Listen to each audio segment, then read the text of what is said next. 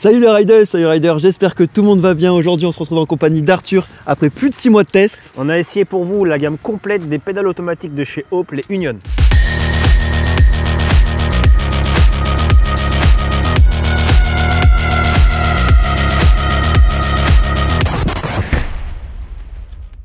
Bon du coup Arthur, je vois que tu as 3 paires de pédales dans tes mains. Exactement. Quelles sont les différences? Eh ben, on a pas mal de différences. Donc Hope a bien pensé les choses. On a un modèle cross-country qui s'appelle la Race, qui est cette petite pédale rouge. Ok. On a le modèle Trail, les Silver, qu'on a aujourd'hui en test, et le modèle Gravity avec une plateforme bien plus grosse. Ok. Les différences, donc on a une différence de prix, puisque les Race et les Trail sont affichés à 185 €. La Gravity est un petit peu plus chère, à 195 €. Ok. Et après, on a beaucoup de différences intrinsèques. C'est-à-dire que la Race a une toute petite cale, en fait, il n'y a pas de plateforme. On a un axe en titane, on le voit d'ailleurs, il brille. On a vraiment une pédale pensée cross-country. La Trail, on commence à avoir une plateforme un peu sympa avec 8 picots par pédale. On a un axe en chromolybdène, titane en option. Tout le système de cale, comme sur les Race, c'est en acier inoxydable pour pas que ça rouille. Enfin, la Gravity, on a une belle plateforme généreuse pour avoir roulé avec des pédales type DH, un peu avec des semelles plates. On a un axe également en chromolybdène. Tout le système, tout le mécanisme Hope dont on va parler juste après est en acier inoxydable et une grosse pédale. Au niveau des poids, donc la petite cross-country, on est à 320 grammes, ce qui est plutôt respectable pour des petites pédales de petits vélos. La Trail, on est à 440 grammes et la grosse Gravity, on est à 520 grammes. Ok, et moi j'ai une petite question qui me vient du coup. Concernant les cales, est-ce que c'est des cales SPD ou c'est vraiment un standard Hope? Eh bien non, donc Hope a bien fait les choses, ils ont poussé le vis bien loin, ils ont créé leur propre système de cales. À vue de nez comme ça, les cales, elles ressemblent un peu au SPD, on voit qu'elles sont plus massives, ça fait un peu design Hope, comme en général, c'est du costaud. Okay. On a un système donc spécifique avec 2 mâchoires qui s'actionnent pour un fonctionnement un peu optimisé par rapport à du SPD sur le papier. Les pédales sont livrées avec 2 jeux de cales, un jeu de cales numéroté 4 et un jeu numéroté 5. Le numéroté 4, on a 4 degrés de flottement. Un relâchement un petit peu plus rapide puisqu'on est à 12 degrés pour déclipser. Le jeu de cale en 5, on a 5 degrés de flottement et un relâchement à 13 degrés.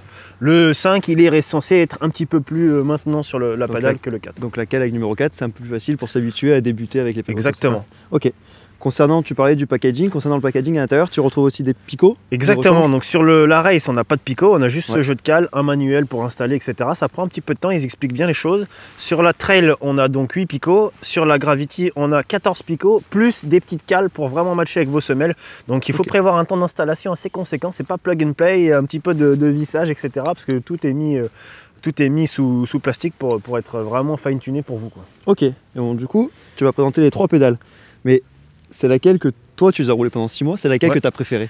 Et bah j'ai envie de dire ça dépend de l'usage. Quelles sont les différences? Tout à fait. Il y a des vraies différences entre les modèles. Donc sur le terrain, on va avoir celle-ci qui n'a pas de plateforme. Donc déjà quand on le roule comme nous avec des chaussures enduro quand même relativement souples, on sent, maintenant qu'on s'est habitué à des plateformes, il manque un petit morceau. Celles-là sont vraiment à prioriser avec des chaussures cross-country qui vont être un petit peu plus rigides. Ça, je pense que sur le coup, pour faire des longues descentes, la petite cage, tu dois avoir un peu plus mal aux pieds. Bah oui, avec les chaussures donc enduro qui se déforment un peu, forcément, c'est pas optimal. Ensuite, au niveau de la Trail, on a une plateforme qui commence à être un petit peu plus sympa. Du coup, en enduro, on est plus habitué à ça. Les petits picots vont venir maintenir un peu. Malgré tout, on a une belle mobilité. Donc la seule chose, c'est que les axes de pédale chez Hope, donc ils sont fixes, c'est toute la même longueur et ils sont pas super longs. Donc sur cette Trail où on a un peu de mobilité, en enduro, des fois on aime bien bouger les pieds, il va manquer peut-être un tout petit peu de longueur, des fois on touche un tout petit peu le pédalier. C'est vraiment la seule remarque à faire sur celle-ci. Et sur la dernière, la Gravity? Sur la grosse Gravity, là on a vraiment une pédale qui va maintenir le pied au top. Ça bouge pas d'un pet, on est vraiment bien, pour les appuis c'est top. Donc c'est vraiment une pédale pour du gros, quoi, hein. On voit du gros, ça rigole pas. Il y a juste une chose sur laquelle on n'est pas revenu, pour le clipsage, on a quand même un système pour régler la tension, un peu comme sur les Shimano. On peut régler, que ce soit sur les Gravity, les Trail ou les Race, on peut régler la tension du clipsage, quoi, pour que ce soit plus ou moins dur. En parlant de clipage, moi j'ai une petite question. Dans la boue, tu as pu les essayer? Et bah oui, on les a essayés. D'ailleurs avec Max, on a été se faire une petite sortie, on a des terres très collantes. Ce qui s'est passé, on a dû mettre les pieds, on avait donc les chaussures. Alors, il y a dans la boue classique par rapport à du Shimano, quand même, faut avouer que ça fonctionne mieux.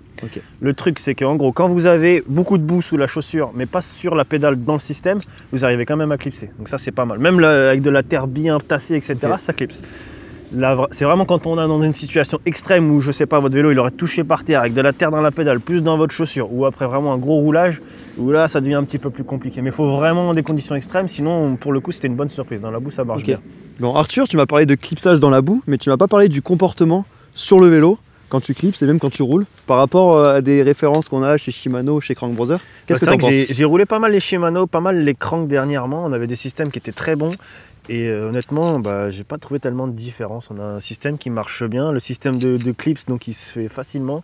Il y a une différence entre les deux cales, on sent que la 5 elle est un petit peu plus épaisse, on a plus de mal, mais franchement ça marche très bien. Une dernière petite question avant de conclure, concernant la durabilité. Tu as roulé 6 mois avec, ouais. Je vois qu'elles n'ont aucun jeu. Ça a l'air plutôt costaud quand même. On est bien sur une qualité de fabrication propre à la marque de Barthes-Lanswick. Déjà elles sont super belles, on n'en a pas parlé mais elles ont vraiment un look sympa avec des choix de couleurs au niveau des plateformes et au niveau de l'axe central pour la petite race. Ensuite on a une indemnisation qui est vraiment de bonne facture. Nous on a eu donc, bon la rouge on l'a roulée mais c'est un peu moins exposé, la grosse Gravity qui est bien exposée. Après 6 mois de roulage avec un peu tous les types de terrain, au final on a très peu de marquage quand même. Donc ça c'est vraiment un bon point. Et après tu parlais effectivement de l'axe central, c'est monté sur 3 roulements, c'est du costaud. Et que ce soit l'une, l'autre ou... Enfin on a eu 0 jeu. Clairement c'est vraiment un bon point. Comparé à d'autres pédales qu'on a testées dans le passé, on a eu constaté quand même au bout de 6 mois de test, un petit peu de jeu. Donc là c'est vraiment du solide. J'imagine que les roulements se changent. Tout est interchangeable, tout est réparable, pardon. Et voilà, ça c'est vraiment la volonté de Hope. Vous pouvez tout changer, réparer dans le temps. Et voilà, mais vu la durabilité déjà sur 6 mois, avec pas mal de roulage sur plusieurs testeurs, avant de changer, il faut déjà y aller. Hein. Bon, du coup, Arthur, pour conclure, sur ces 3 pédales automatiques de chez Hope, et on peut dire que c'est une belle réussite hein, pour un premier jet de la marque. Donc on a des pédales qui sont faites en Angleterre, qui sont des pédales premium, mais on n'est pas plus cher que la concurrence sur ce genre de pédales. On a une qualité de fabrication de dingue, un système qui marche super bien. Franchement, c'est du tout bon. Ok. Et si tu devais en partir avec une, tu partirais avec laquelle? Le choix serait difficile, elles sont toutes belles. On a celle-ci qui est vraiment polyvalente, mais mon petit coup de cœur, il irait plus sur la Gravity, parce qu'on a un modèle qui est un peu plus fini, avec un maintien de la chaussure qui est exceptionnel. Et enfin voilà. Eh bien, on espère que cette vidéo vous a plu. On se retrouve dans les commentaires si vous avez quelques questions concernant la dernière gamme de pédales automatiques Hope. Nous, on se dit à la semaine prochaine. Ride bien, ride safe. Ciao. Ciao. Je crois que tu parlais d'eux. Ils m'ont cassé les couilles ces deux-là, ils me font chier. Ouais. Ouais. Regarde, on est là dimanche matin, les doigts dans les pédales. Sa mère là. Sa mère, c'est une ville dans le nord. C'est vrai? Ouais, ils font des fromages, le petit Samé.